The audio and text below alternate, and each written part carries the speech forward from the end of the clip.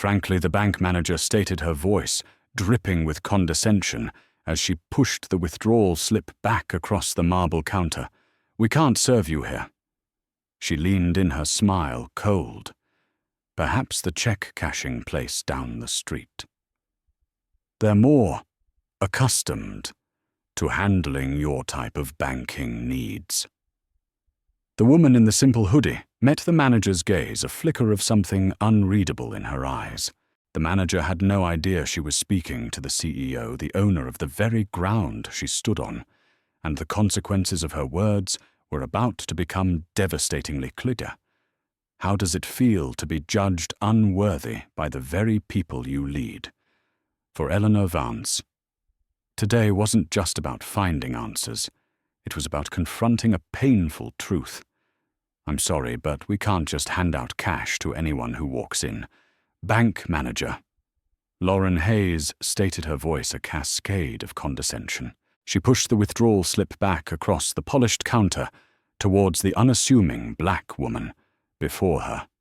"Especially not amounts like this."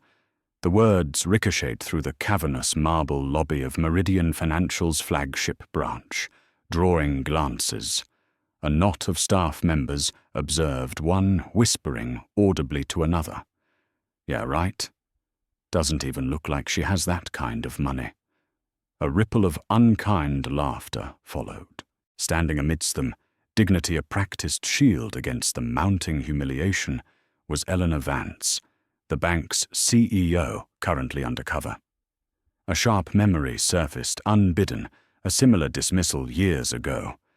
A skeptical voice, doubting her potential, simply based on appearance. That echo from the past only strengthened her resolve now. These employees, caught in their bubble of bias, had no inkling their world was about to implode. This calculated encounter began moments earlier. Eleanor, posture straight, expression carefully neutral, had approached the counter. 25 years separated this moment from her first day as a teller trainee wearing a name tag and ill-fitting uniform. Her ascent hadn't been paved with privilege, but with relentless determination, sharp intellect, and an unwavering work ethic that saw her master every rung of the corporate ladder: teller, loan officer, branch manager, regional director, an MBA from Harvard record-breaking quarters, a reputation as the executive who could turn struggling operations around. Reaching the C-suite as COO 5 years prior, many assumed she'd hit the ceiling. They were wrong. 3 months ago, following the previous CEO's retirement, the board had chosen her Meridian Financial's first black woman leader, despite contentious private debates, questioning if clients were ready for her face representing the company. Her acceptance speech promise, the same level of respect and excellence for everyone, no exceptions, wasn't mere rhetoric. Disturbing patterns in customer complaints, hidden disparities beneath glossy satisfaction, scores particularly impacting certain demographics at specific branches. Like this one demanded investigation. Reports weren't enough. Eleanor needed to see the unfiltered reality herself. Hence the navy hoodie, the simple slacks, the deliberate anonymity.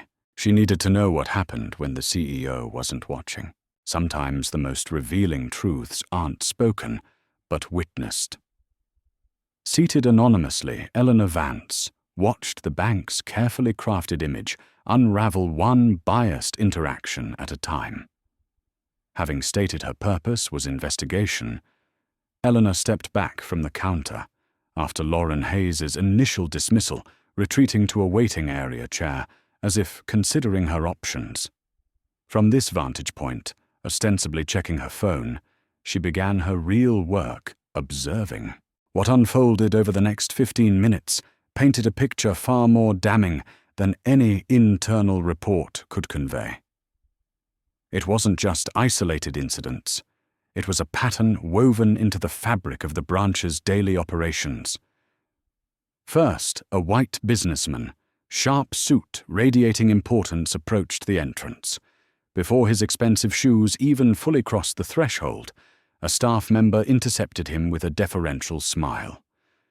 "Good morning, sir.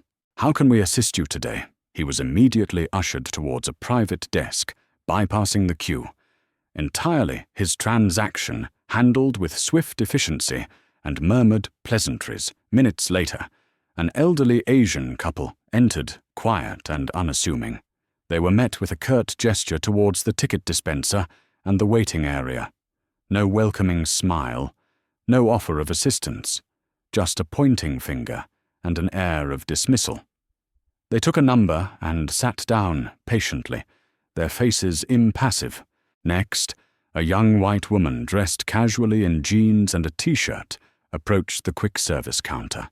The teller, Chloe Miller, the same one who would soon assist Eleanor, engaged her in friendly chatter, asking about weekend plans while processing her deposit.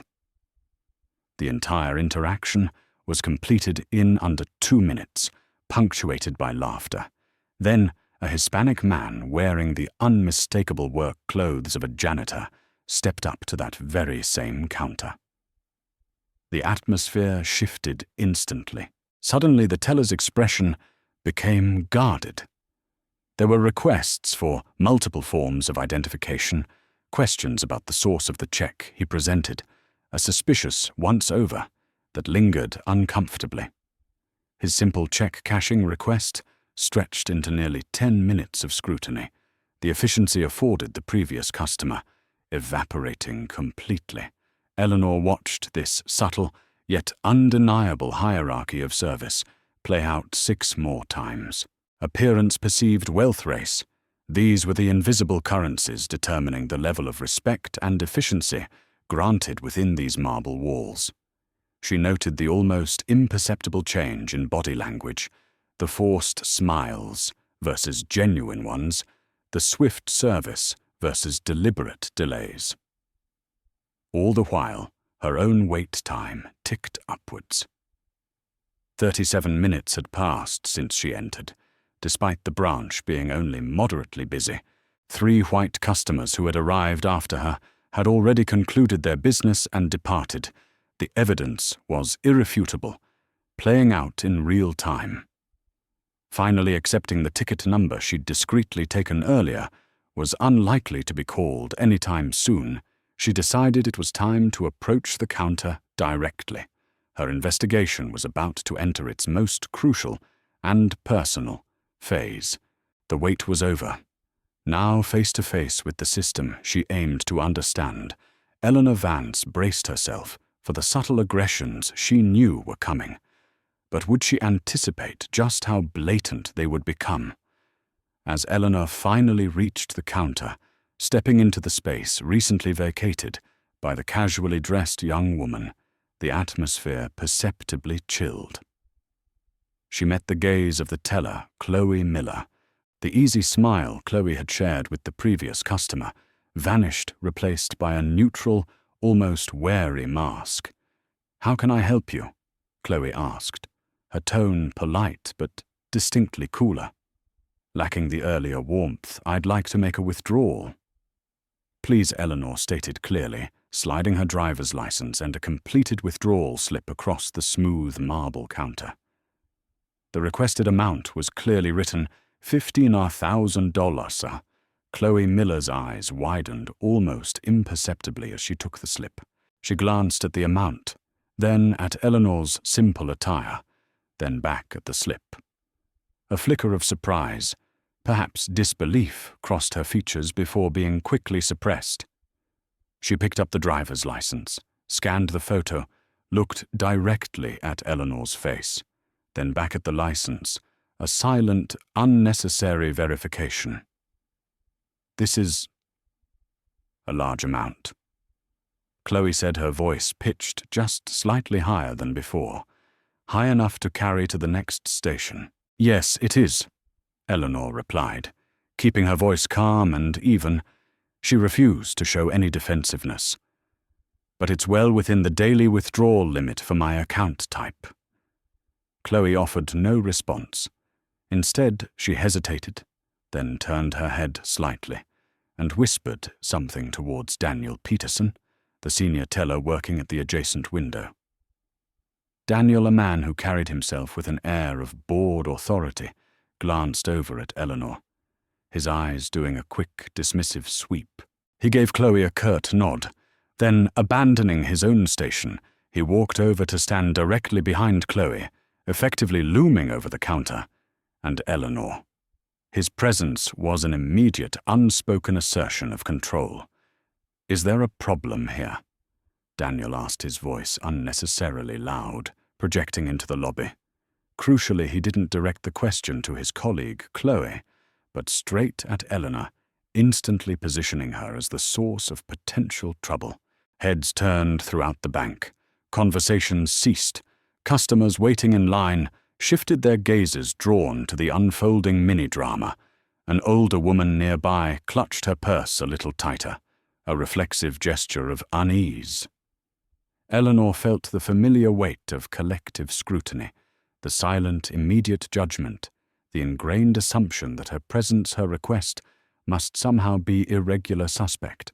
With practiced composure, honed over years of navigating such microaggressions and outright challenges, Eleanor placed her Meridian Financial bank card on the counter next to her ID. "No problem at all," she stated firmly, meeting Daniel's challenging gaze without flinching. "I am simply making a withdrawal from my account." Daniel picked up her ID, making a show of examining it with exaggerated scrutiny, holding it up to the light as if it were a questionable artifact. Well, he began drawing the word out. "We've been seeing some unusual activity on these types of accounts lately." He emphasized these types just enough, his meaning hanging unpleasantly in the air. "Bank policy requires us to be extra careful." Eleanor held his gaze. "What types of accounts would those be?" "Exactly, mister." She deliberately let the question hang, highlighting his vague, biased insinuation. That faint memory of her old mentor's warning about preconceived notions echoed again, fueling a quiet fire beneath her calm exterior. Daniel completely ignored her question, turning back to the teller. "Chloe, can you pull up the full account? History, please. Let's see what kind of transaction patterns we're dealing with here." His tone implied a forensic investigation rather than a routine customer service query. As Chloe, looking increasingly uncomfortable but still compliant, began tapping nervously at her keyboard, another staff member, Ryan Collins, sauntered over, clearly drawn by the escalating tension. He leaned casually against the counter beside Daniel, inserting himself into the situation with an air of entitled amusement. He whispered something to Daniel, ensuring it was just loud enough for Eleanor, and likely others nearby, to hear. Probably one of those government payout things, or maybe trying some check-cashing scheme. Ryan didn't even attempt to hide his disdain, as his eyes performed a slow, deliberate scan of Eleanor taking in her simple hoodie, her dark slacks, her natural hair. A smirk played on his lips. He then addressed Eleanor directly, his voice oozing false sweetness.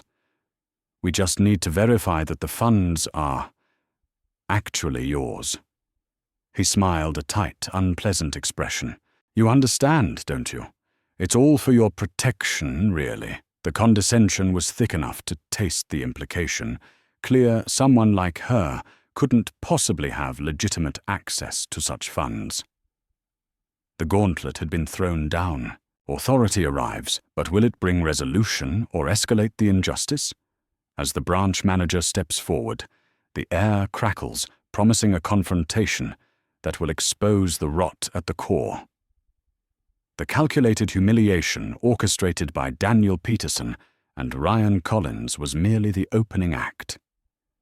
The calculated insult about needing protection still hung in the air when Ryan called over Lauren Hayes, the branch manager. She strode across the polished marble floor with the unwavering confidence of someone accustomed to absolute authority within her domain, her expensive leather shoes squeaking faintly with each step. Her expression, was a carefully constructed mask, a blend of feigned concern and practiced command, perfected over 15 years. She approached the counter, her gaze sweeping over Eleanor, but not truly acknowledging her as an individual. Ma'am Lauren began, her voice smooth, but carrying an undercurrent of impatience, clearly irritated by the summons away from her office duties. I understand there's some confusion regarding your withdrawal request. She didn't introduce herself. She didn't ask Eleanor's name. She immediately assumed a position of superiority, addressing the situation as if Eleanor were inherently the problem. There were those subtle whispers about Lauren being under pressure, Eleanor recalled, but nothing could justify this immediate assumption of wrongdoing. There is no confusion on my part, Ms. Hayes, Eleanor replied deliberately, using the manager's name, gleaned from her prominently displayed nameplate, a subtle signal that she wasn't entirely uninformed. Her voice remained level, betraying none of the simmering indignation. I am simply attempting to access my own funds. Lauren's smile was purely cosmetic. It didn't reach her eyes, which remained cold, and assessing $15,000 is a significant amount of cash, she stated, echoing Chloe's earlier observation, but with added weight. Then came the question Eleanor knew was discriminatory, the one unasked of the well-dressed businessman earlier. May I ask what it's for? The question, a clear breach of standard banking protocol for customers, not flagged for specific security reasons, hung between them thick with unspoken bias. The double standard was no longer subtle. It was a spotlight. My reasons for withdrawing my own money are my personal business, Eleanor stated firmly but respectfully. Does Meridian Financial now require customers to justify legitimate withdrawals within their account limits? Lauren visibly bristled at the challenge to her authority and the implied criticism of bank policy. The mask slipped slightly, revealing a flash of annoyance. She glanced down at Eleanor's ID again, her fingers holding it gingerly by the edges, as if reluctant to make full contact. Mrs. Vance, she said, finally, acknowledging the name but mispronouncing it slightly. Another small, perhaps unintentional sign of disrespect. She looked from the ID back to Eleanor's simple attire. This amount, it just doesn't seem appropriate for someone, well, for your circumstances. She paused, letting the implication sink in. This bank, Mrs. Vance, prides itself on a certain standard, a certain dignity. We cater to a particular class of clientele. Her gaze swept the lobby pointedly, excluding Eleanor frankly. She leaned in slightly, her voice dropping but still perfectly audible. We can't serve you here. There it was. No more coded language about security protocols or unusual activity. Just pure, unadulterated prejudice, delivered with the chilling confidence of someone who believed her position insulated her from consequences. Eleanor felt that familiar tightness constrict her chest, the feeling of being reduced, dismissed, stereotyped. Behind Lauren Daniel, Peterson crossed his arms, a silent signal of agreement. Ryan Collins allowed himself a smug smirk. Chloe Miller looked down at her keyboard, her discomfort evident in the flush rising on her neck, but her silence remained a form of complicity. A young mother waiting nearby, witnessing the exchange, pulled her children closer, whispering something in their ears. Perhaps an unconscious lesson in social stratification and suspicion. Eleanor took another slow, deliberate breath, centering herself. The years of navigating biased environments had forged an almost preternatural calm. I see, she said, her voice dangerously quiet. Could you please direct me to someone in this branch who can authorize my transaction? Perhaps someone above you. Lauren's smile tightened into a sneer. Ma'am, I am the highest authority in this branch. I am the manager. There is no one else here for you to speak with. She leaned closer again, the scent of her expensive cloying perfume wafting across the counter. Her voice dropped to a stage whisper meant to be overheard. Perhaps you might find the check-cashing place down the street more suitable. They're certainly more accustomed to handling your type of banking needs. You might be able to get 1,000 or 2 there, I suppose. The blatant disrespect, the utter dismissal was stunning. A collective gasp, quickly stifled, rippled through the eavesdropping customers. Behind the counters, the mundane sounds of banking continued. The whir of cash machines, the click of keyboards, a surreal counterpoint to the raw prejudice playing out center stage. Every security camera silently documented the scene. Eleanor met Lauren's gaze, then deliberately looked up at one of the camera domes on the ceiling. A flicker of knowledge of intent crossed her features so brief it was missed by everyone focused on the confrontation. Without another word to the smugly triumphant manager, Eleanor reached into her modest leather purse, a gift from her executive team upon her promotion to COO, and pulled out her mobile phone. "Excuse me for just a moment," she said politely, stepping back slightly from the counter, but ensuring she remained in full view of Lauren, her staff, the customers, and the ever-watchful cameras. The battleground had been defined. Now it was time to call in reinforcements. A single phone call can change everything. As Eleanor Vance speaks a name into her phone, miles away, the gears of corporate power begin to grind, and the eyes of the board turn towards a live feed they were never meant to see. While Lauren Hayes, Ryan Collins, and Daniel Peterson watched Eleanor with varying degrees of smugness and irritation as she stood dialing her phone, none of them could fathom the seismic shift her call was initiating miles away. The quiet confidence with which Eleanor held her ground, her refusal to be intimidated or dismissed, should have been a warning sign. Her knowledge of specific bank policies, another. But blinded by their own prejudice and arrogance, they saw only defiance. Not authority, Ryan nudged Daniel again, whispering something crude, both sharing a smirk at Eleanor's expense. Their performance continued for the benefit of the other staff, and remaining customers, a display meant to reinforce their perceived dominance. Lauren Patience, completely frayed, stepped forward again, her voice sharp. "I'm going to have to ask you to conclude your business elsewhere," she repeated, her tone leaving no room for argument. "You are creating a disturbance in our branch. The lower banks out there will be able to serve you. Not here." The irony remained staggering.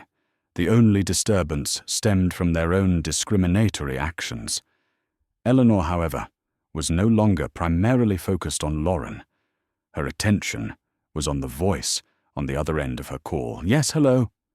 She spoke, her professional tone sharpening further, cutting through the ambient noise of the lobby. "This is Eleanor Vance." Calling Ryan exaggeratedly mimicked her posture, mouthing her name to Daniel, who stifled another laugh. The bank's mission statement, "Trust, respect, integrity," seemed to glare down from the wall in silent mockery. "Yes, I'm still at the downtown branch." Eleanor continued, calmly ignoring Lauren's escalating attempts to interrupt. "No. They've refused the transaction based on, unclear grounds." A slight pause. "Yes, that's correct." Her composure was a stark contrast to Lauren's barely contained fury. People subjected to such public humiliation were supposed to crumble or explode. Eleanor's quiet resistance was deeply unsettling to the manager. Ma'am Lauren's voice rose several notches, the veneer of professionalism shattering completely. "If you do not leave these premises immediately, I will be forced to call security." She signaled emphatically towards Daniel, who reached for the internal security phone extension on the counter. The situation was visibly escalating, drawing the full attention of everyone left in the branch. It was at that precise moment, as Daniel's finger hovered over the button, that Eleanor turned fully away from the increasingly agitated manager and delivered the decisive blow into her phone. Her voice remained clear, steady, but carried an undeniable weight. "Olivia, I need you in the downtown branch now." The name Olivia Grant, head of operations, a name Lauren knew well, a name synonymous with immense corporate power, landed like a stun grenade in the tense lobby. Lauren froze, the arrogant certainty drained from her face, replaced by the first pale tendrils of genuine fear. Olivia Grant, Eleanor Vance. Knew Olivia Grant had her direct number. Who was this woman in the simple hoodie? The assumptions Lauren had built her actions upon began to crumble, but years of ingrained arrogance fought back. It must be a bluff. A desperate part of her mind insisted. Name-dropping people like her always try that. But miles away in the hushed, climate-controlled executive suite of Meridian Financial's headquarters, it was anything but a bluff.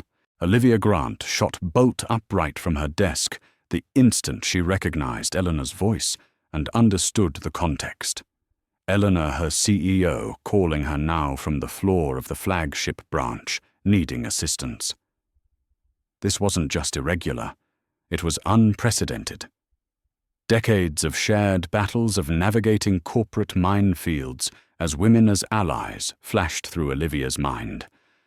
"Get me every customer complaint from the downtown branch past year," she snapped at her stunned assistant, her voice sharp with urgency.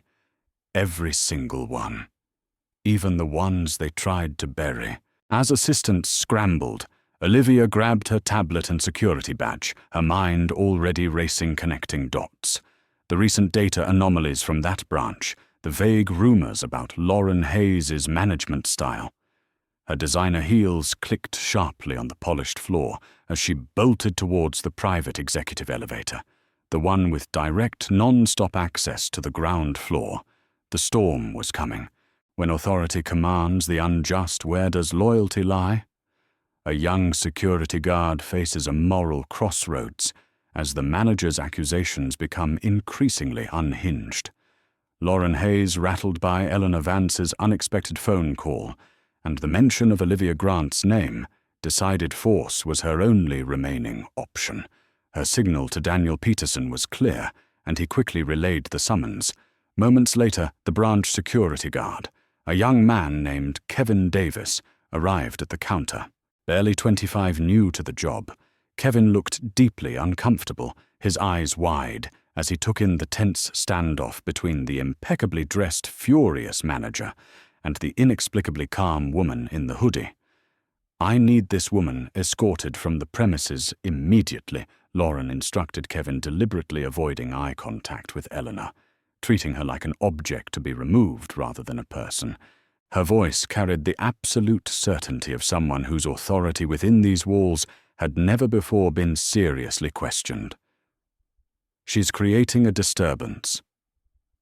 Lauren continued conveniently ignoring the fact that the disturbance stemmed entirely from her staff's behavior, and she's refusing to leave after being denied service.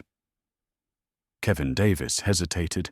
His gaze flickered nervously between Lauren, his direct superior demanding action, and Eleanor, whose quiet dignity and composure seemed entirely at odds with the manager's agitated claims. Something felt fundamentally wrong about the situation. His training had covered robbery protocols, emergency procedures, even diffusing arguments between customers, but nothing had prepared him for the moral complexity of forcibly removing a seemingly calm customer, based solely on the manager's increasingly fraught assertions. Sir Eleanor addressed the guard directly, her voice steady and reasonable, cutting through Lauren's tense pronouncements. "I assure you, I have every right to be here. I am a customer of this bank, attempting to access my own funds. I have provided all the required identification, and I have broken no rules or laws." She met Kevin's uncertain gaze with a look that conveyed not aggression, but simple, factual confidence. Kevin shifted his weight from one foot to the other, his internal conflict palpable. He glanced towards Chloe Miller, who quickly looked away, her own discomfort radiating outwards. He looked at Daniel Peterson, whose expression was hard and impatient. Ma'am Lauren's face flushed, an angry red enraged by the guard's obvious hesitation, and further incensed at being implicitly contradicted in front of her remaining staff and the watching customers. "This is a private business," she snapped her voice, rising sharply, "and we reserve the right to refuse service to anyone, especially someone who may be attempting to commit fraud." The accusation, fraud, hung venomously in the air. It was one of the most serious allegations possible in a banking environment, leveled without a shred of evidence, born purely of prejudice and escalating panic. To anyone observing objectively, the true fraud was becoming increasingly apparent, the fraud of equal service, the fraud of respect, the fraud of the bank's own stated values. Behind Lauren, the staff members who hadn't already retreated subtly closed ranks. Daniel Peterson stood with his arms rigidly crossed, his security badge twisted backward, as if subconsciously hiding his identity. Ryan Collins leaned against the back counter with a satisfied smirk, casually twirling a pen between his fingers, a gesture of utter contempt. Even Chloe Miller, who had seemed deeply uncomfortable moments before, now stood numbly among her colleagues, her eyes fixed resolutely on the floor. The message was clear. It was the institution against the individual, a unified front of misplaced loyalty and ingrained bias aligned against a single customer whose only transgression was expecting to be treated with basic human dignity. The other customers in the branch had ceased all pretense of conducting their own business. Some watched with morbid fascination, others with visible discomfort. It was then that a middle-aged white man who had been waiting impatiently in line decided to insert himself into the situation with the unearned confidence of someone who assumed his opinion was always welcome. He stepped forward, gesturing dismissively towards Eleanor. "Listen, lady," he said loudly, his tone thick with annoyance. "Some of us have real banking to do today. If you're not going to leave, could you at least stop causing trouble for everybody else?" The irony was almost physically painful. Eleanor thought of the countless hours she'd spent in boardrooms, championing customer experience, initiatives, the millions invested in training programs designed to prevent exactly this kind of interaction, all seemingly rendered worthless by the deep-seated biases no corporate memo could apparently eradicate. Rather than engage with the hostile customer or the flustered manager, Eleanor quietly raised her phone again. She continued documenting the escalating situation. Lauren's increasingly erratic behavior, the staff's complicit silence or overt support, the security guard's visible conflict, the other customer's unwarranted intervention, all of it preserved with crystal clarity by the small device in her hand. Each second of footage was another indictment, another nail in the coffin of careers built on prejudice and poor judgment. Lauren saw the phone recording again, and her expression twisted further, the vein in her temple throbbing visibly as she struggled and failed to maintain control. The air crackles with unresolved tension, the manager's power seemingly absolute. But the sound of approaching footsteps signals a shift. Judgment is coming, but from whom and upon whom will it fall?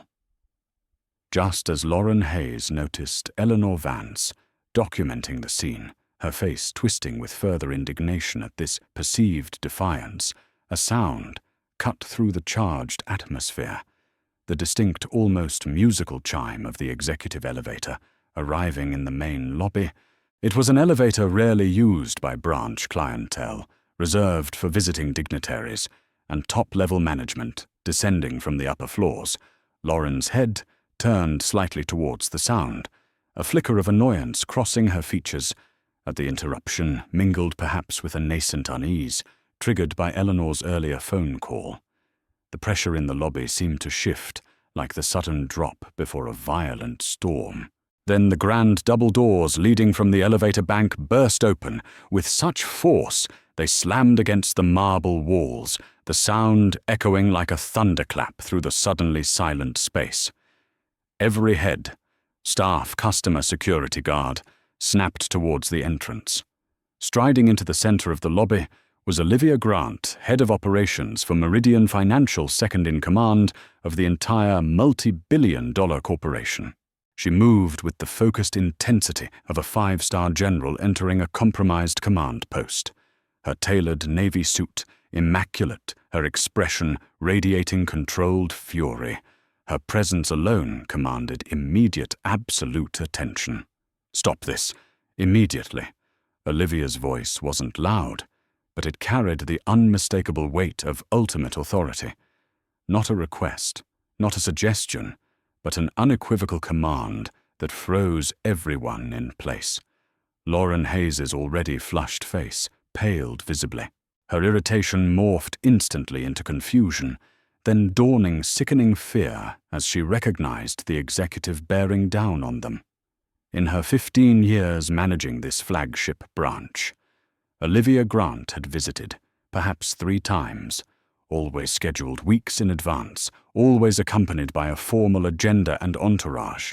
This sudden unannounced appearance, coupled with the palpable rage simmering beneath Olivia's icy composure, triggered the first truly visceral wave of panic in Lauren's gut.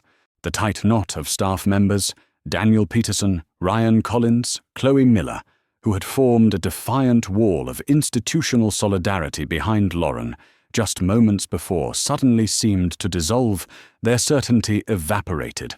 Ryan's smirk vanished instantly, replaced by wide-eyed apprehension. Daniel's crossed arms dropped heavily to his sides, his power posture collapsing.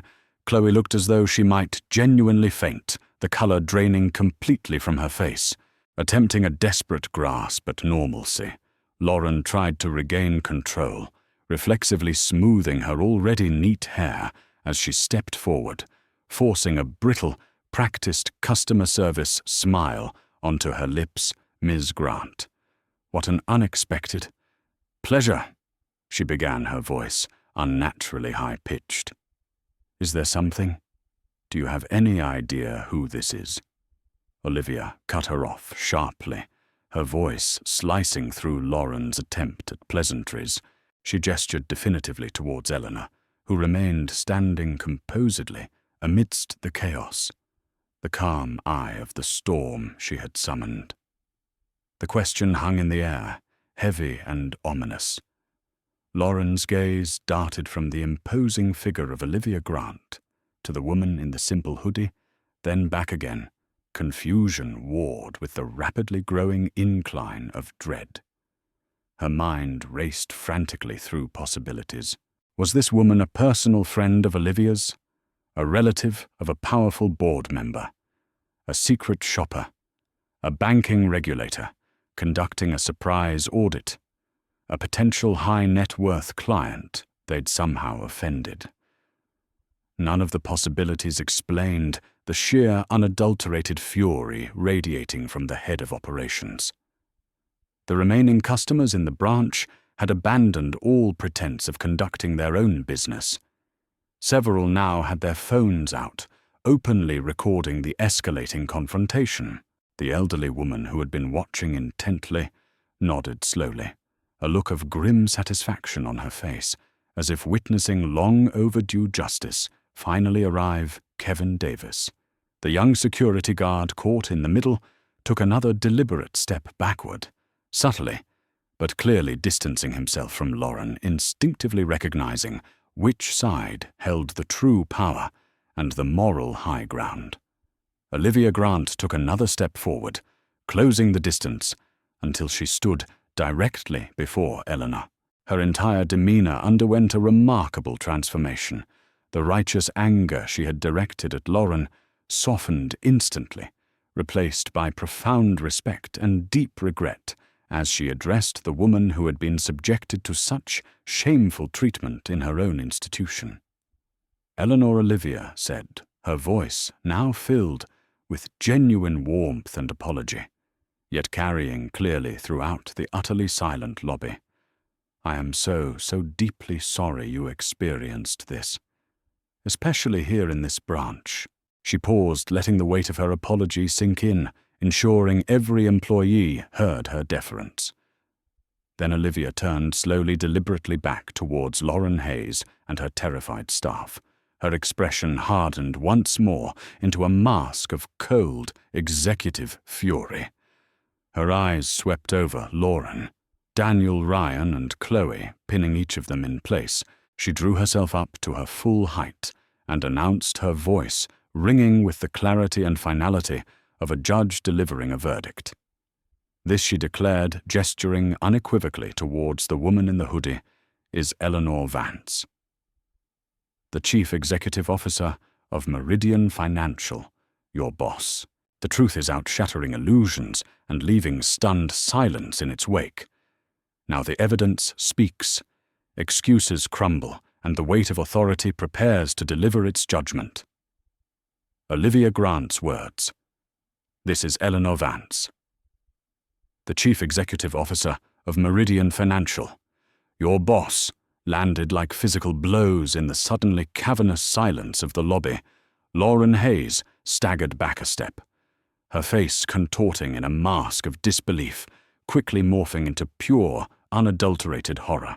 Ryan Collins' hand flew to his mouth, his eyes wide with the sickening realization of who he had been mocking so contemptuously just moments before. Daniel Peterson's already pale face drained of its remaining color, his Adam's apple bobbing convulsively as he swallowed repeatedly against a suddenly dry throat. Chloe Miller began to tremble, visibly, tears finally escaping and streaming down her cheeks as the full weight of the situation crashed down upon her. The irony was crushing. 3 months prior, in the grand ballroom of the city's most prestigious hotel, Lauren Hayes had watched the live stream of Eleanor Vance accepting the ceremonial key to Meridian Financial. She had applauded politely alongside her team during the mandatory staff, viewing, perhaps even made some appropriate comments about progress and leadership. And then, apparently, she had either completely forgotten or willfully chosen not to recognize the face of her own CEO when she walked into her branch, dressed modestly, seeing only what her prejudice allowed her to see. We've been watching. Olivia Grant continued, her voice sharp and cutting through the stunned silence. She held up her tablet, angling the screen so Lauren and her team could see crystal clear footage from the branch's own security cameras, played in damning succession. We've seen exactly how you treated Miss Vance from the moment she walked in. The screen shifted, displaying split-screen comparisons gathered rapidly by the team back at HQ. A white customer making a large withdrawal, processed with smiles and effortless efficiency, juxtaposed directly against Eleanor's identical request, met with suspicion, interrogation, and delay. Another clip showed the wealthy-looking client being escorted immediately to an office, while the elderly black woman in the postal uniform was left waiting nearly 40 minutes for basic assistance. The pattern was undeniable, irrefutable. Every significant interaction in this branch is recorded. Lauren Olivia stated, her voice tight with controlled fury. Every single one. And what we have witnessed today, culminating in this appalling treatment of our CEO, is a pattern of discrimination so blatant, so egregious, that it violates not only every core principle of this company's policy, but also federal banking regulations. Olivia began methodically listing the specific violations, each word another nail in the coffin of their careers. Differential treatment based on perceived race and socio-economic status, failure to follow standard customer verification protocols consistently and equitably across all customers, creating a hostile and intimidating environment for a client attempting to access their own legitimate funds. Falsely accusing a customer of potential fraud without a shred of evidence. Lauren's face had turned an alarming shade of mottled red. The carefully constructed facade of her professional persona was crumbling spectacularly before everyone's eyes, her remaining staff, the wide-eyed customers and the head of operations. This is a misunderstanding. She stammered, her hand instinctively going to smooth her hair again, the gesture now purely a nervous tic rather than a display of power. We have serious security concerns. Large cash withdrawals. The protocols. Save it. Lauren Olivia cut her off dismissively. We reviewed the footage of 3 similar or larger withdrawals processed by your team earlier today for other customers. None of them faced this level of scrutiny. The only protocol you followed consistently was discrimination. Desperate now, Ryan Collins stepped forward, tears suddenly streaming down his face, his earlier arrogance replaced by panicked self-preservation. I was just following Lauren's lead, he pleaded, looking towards Olivia. Then Eleanor. We're trained to be cautious with unusual transactions. I didn't mean. Daniel Peterson attempted a different, more calculated approach, trying to adopt a tone of professional concern, despite his obvious fear. Ms. Grant, Ms. Vance? There have been sophisticated, fraudulent schemes targeting this particular branch recently. We were simply exercising appropriate caution in line with security directives. We have access to every email you've sent. Daniel Olivia interrupted, coldly shutting down his fabricated defense. Every internal memo, every piece of communication logged within this bank's systems. Do not make this infinitely worse for yourselves by lying to us now, as if on cue, the main entrance doors opened again. This time, it wasn't just Olivia Grant. 3 figures entered the lobby, their expressions grave and serious. Arthur Finch, the chairman of the board, Sophia Bellwether, and Robert Sterling, senior board members, the highest authorities in the entire company, besides Eleanor herself.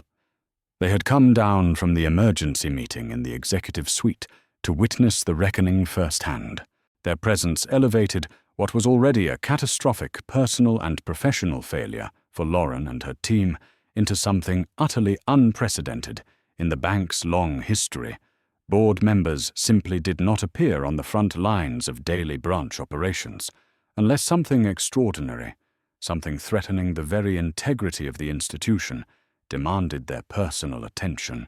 The lobby, already hushed, somehow became even quieter. Customers watched wide-eyed as the most powerful people in the organization formed a silent, supportive semicircle around Eleanor Vance, a physical manifestation of the institutional backing that should have been implicit all along. Throughout this entire latter part of the confrontation, since Olivia's arrival, Eleanor had remained largely silent, observing, assessing. This wasn't about personal vindication for her. It was about witnessing a systemic failure that as CEO was now her explicit responsibility to correct decisively and thoroughly. When she finally spoke again, breaking the charged silence, her voice was calm, measured, devoid of anger, but carrying the unmistakable weight of absolute, final authority. Lauren Hayes. She addressed the manager first, making direct, unwavering eye contact. Ryan Collins. Her gaze shifted to him. Daniel Peterson. Lastly, she looked at the senior teller. You are terminated. Effective immediately. There was no raised voice, no dramatic flourish, just the simple, incontrovertible exercise of power by the person who held it absolutely. Your actions today. Eleanor continued calmly, addressing all 3, have demonstrated a fundamental incompatibility with the values of this institution and the legal requirements of fair banking practices under which we operate. This is not a suspension. This is not a performance improvement opportunity. This is the end of your employment with Meridian Financial. The guilty have been excised, but the damage remains. In the quiet after the storm, a leader confronts not just the failure of others, but the weight of the system itself, and searches for any sign of salvageable ground.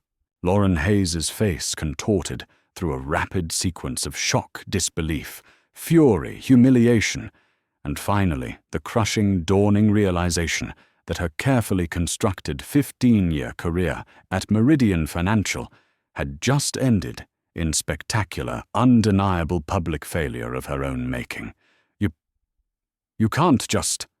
She began, a desperate, reflexive denial sputtering from her lips. Eleanor Vance simply raised her hand slightly, a small gesture that nonetheless carried immense weight. Lauren fell instantly silent, the fight visibly draining out of her icon. Eleanor stated her voice, calm but utterly final. "And I have..." She turned her attention to the security guard who had been watching the entire scene unfold his earlier conflict, now replaced by resolute attention. "Kevin," she nodded towards him.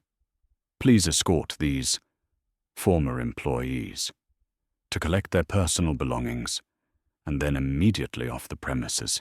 Kevin Davis straightened his relief at having clear, unambiguous orders almost palpable. "Yes, ma'am," he replied crisply, stepping forward with newfound purpose to manage the exit of the 3 disgraced employees. As Kevin began to lead Lauren, Ryan, and Daniel towards the back offices to gather their things, the remaining customers and staff watched in stunned, absolute silence. There was no cheering, no whispered celebration, just the solemn, almost uncomfortable witnessing of swift, high-level accountability being enforced just before being led away through a side door. Lauren shot a final venomous glare back not at the CEO who had fired her, nor the COO who had exposed her, but directly at the trembling Chloe Miller. "You..." Lauren hissed, her voice low, but dripping with malice that spoke volumes about misplaced blame, or perhaps some prior history between them. "You could have backed me." Then she was gone. The heavy silence lingered. Eleanor let it sit for a moment, allowing the finality of the event to settle. Then she walked slowly towards the now empty manager's office, the space still seeming to hold the echo of Lauren Hayes's arrogant confidence.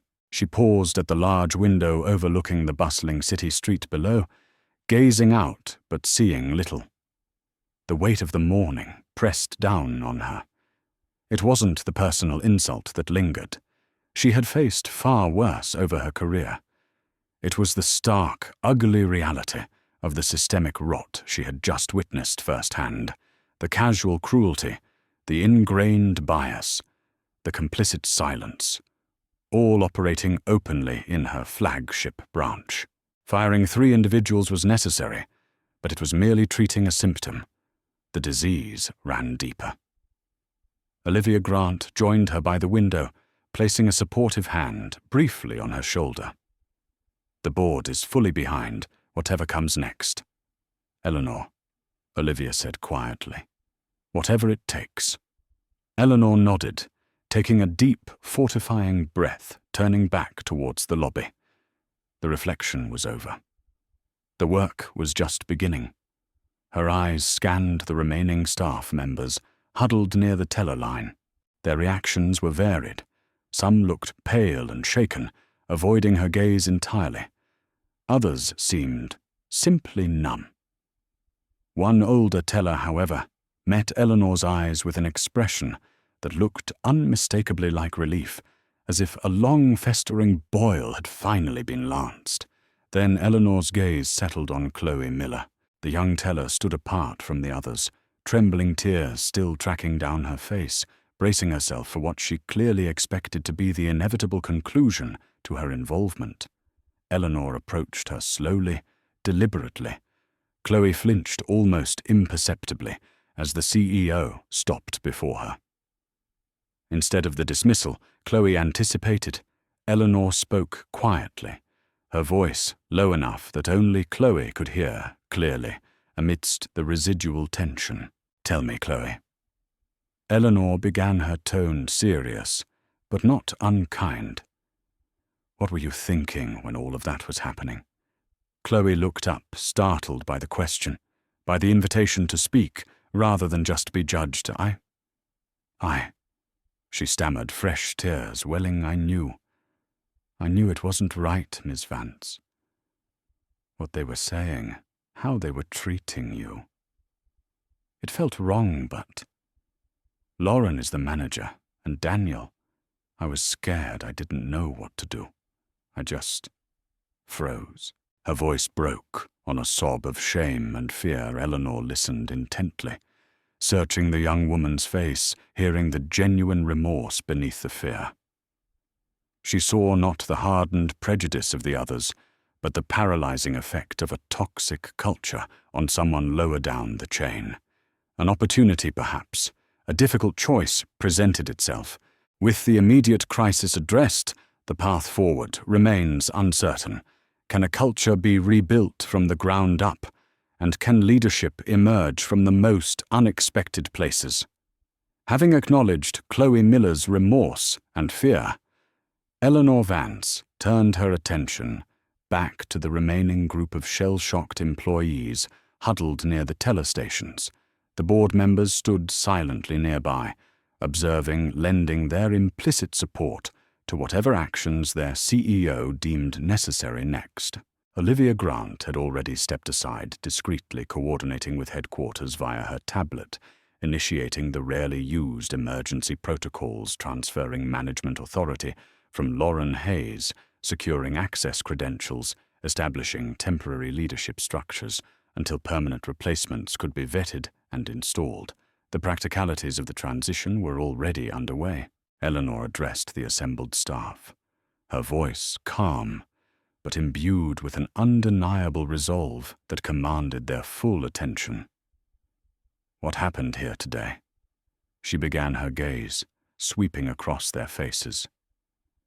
Meeting the eyes of those brave enough to look up is not just about the unacceptable actions of 3 individuals.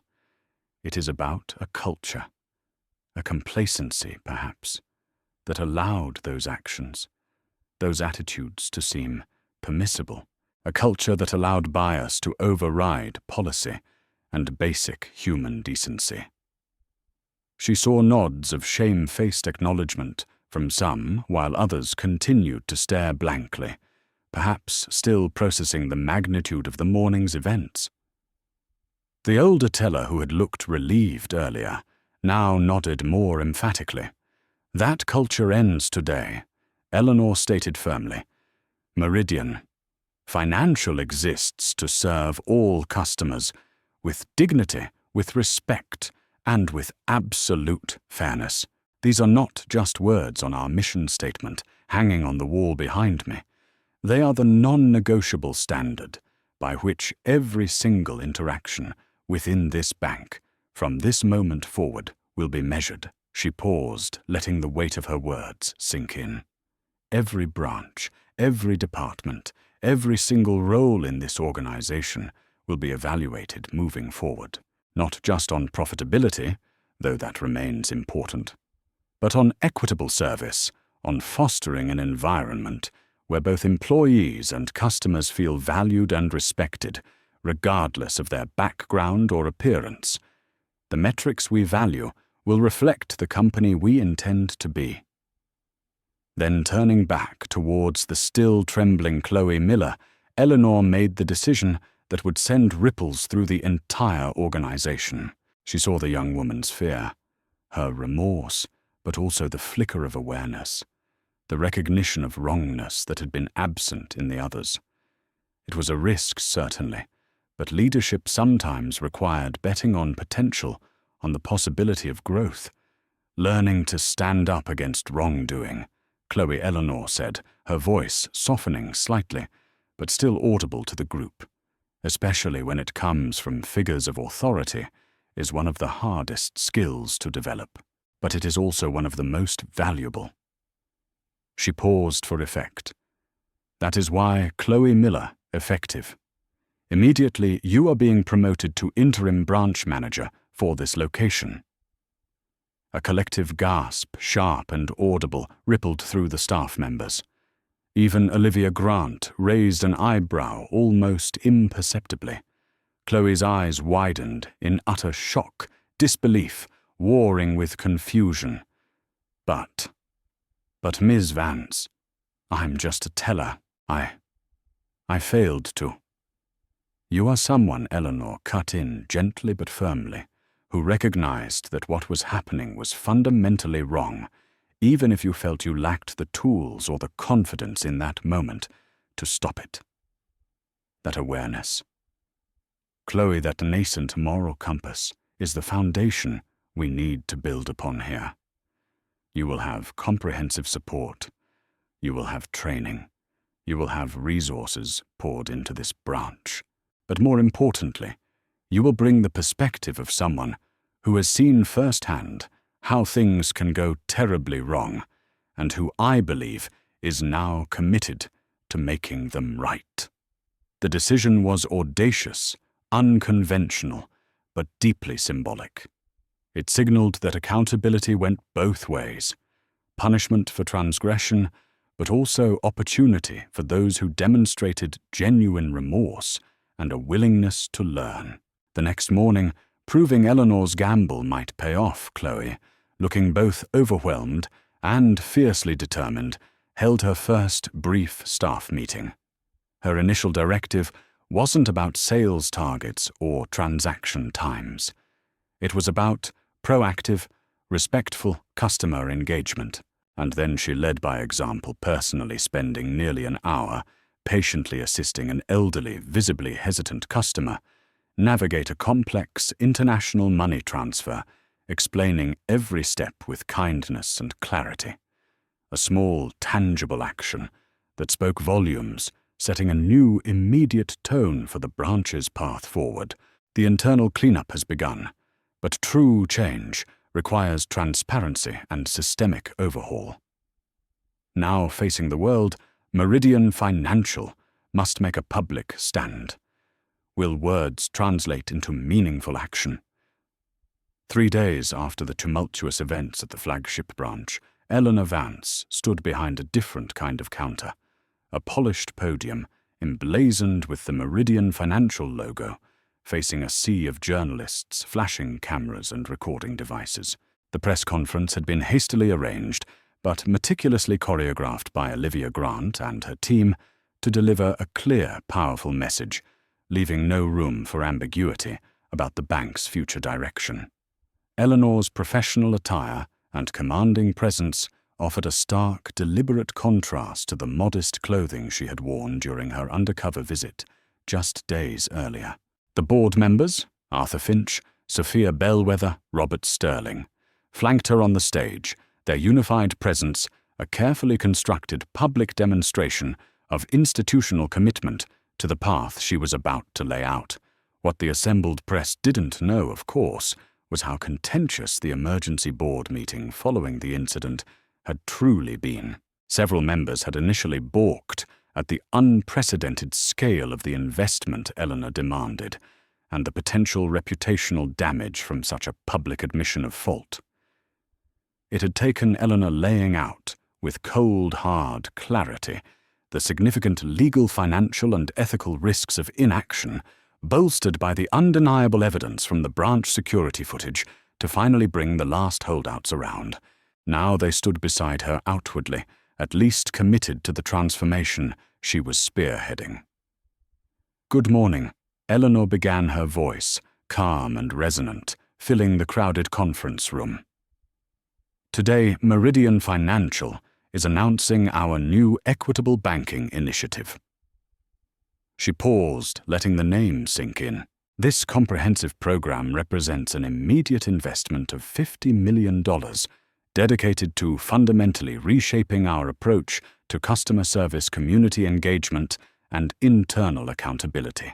She outlined the initiative's key pillars: mandatory enhanced anti-discrimination and implicit bias training developed in partnership with leading civil rights organizations, significant investment in outreach programs targeting underserved communities, revamped internal accountability systems, including anonymous reporting channels and independent oversight, and crucially, redesigned performance metrics for branch managers and loan officers that explicitly tied bonuses and advancement to demonstrable improvements in equitable service delivery, alongside traditional financial targets. "Let me be unequivocal," Eleanor stated firmly, meeting the gaze of the cameras head-on. "Banking discrimination isn't just morally wrong. It is bad business. It is short-sighted. When we fail to serve all communities equitably, we leave talent-undeveloped businesses unfunded and potential unrealized. We shortchange not only our customers, but ourselves and the economy as a whole." Her gesture then directed attention to the front row, where a diverse group of individuals sat quietly. These practices have real consequences for real people. That's why I'm particularly grateful to have several individuals here today who have bravely agreed to share their past experiences with Meridian financial experiences that fell far short of the standards we espouse. She named them David Morgan, a successful entrepreneur whose loan application was repeatedly denied despite impeccable credentials; Isabel Rossi, who was steered away from premium banking services she clearly qualified for; Ethan Wright, whose attempt to open a simple business account was met with excessive documentation requirements not demanded of other clients. These individuals, Eleanor announced, along with others who have shared their stories, have agreed to serve on our newly established Client Equity Advisory Board. Their lived experiences will directly inform our policies, procedures, and training moving forward, ensuring that our commitment to fairness is not just theoretical, but grounded in the reality our customers face. The announcement, the unprecedented public admission, the significant financial commitment, and the establishment of the Client Advisory Board would make national news positioning Eleanor Vance not just as a CEO cleaning up a mess, but as a potential face for corporate accountability and systemic change in America. The pledge had been made publicly. Now the hard work of implementation truly began. Concluding thought. True transformation isn't a single event, but a continuous journey. Policies can change overnight, but attitudes require constant cultivation and unwavering vigilance. In the weeks and months that followed the press conference, Eleanor Vance became a reluctant but powerful symbol of corporate accountability in America. She didn't seek the spotlight, but she didn't shy away from the responsibility either. Guided by the Client Equity Advisory Board and supported by Olivia Grant and a revitalized executive team, she relentlessly implemented the promised changes outlined in the Equitable Banking Initiative. Revised hiring practices aimed at attracting more diverse talent were rolled out. Performance metrics for managers were fundamentally overhauled explicitly, linking compensation to measurable equity outcomes alongside traditional financial targets. Anonymous customer experience surveys were rigorously analyzed, disaggregated by demographic data, to proactively identify and address emerging disparities before they became entrenched patterns. Training programs were redesigned from the ground up, incorporating real-world scenarios and direct input from civil rights organizations and banking regulators. And perhaps most visibly, in every single Meridian financial branch across the country, near the teller windows, a new elegantly designed sign appeared. It read simply, "All customers deserve respect, dignity, and fair service." If your experience does not reflect these values, please call this number directly. Below it was not a generic hotline, but the direct office line for Eleanor Vance. CEO. It was a bold statement of personal accountability, rarely answered directly by her, but constantly monitored by her executive staff, ensuring issues were flagged and addressed at the highest level 6 months after the incident that had inadvertently catalyzed this sweeping transformation.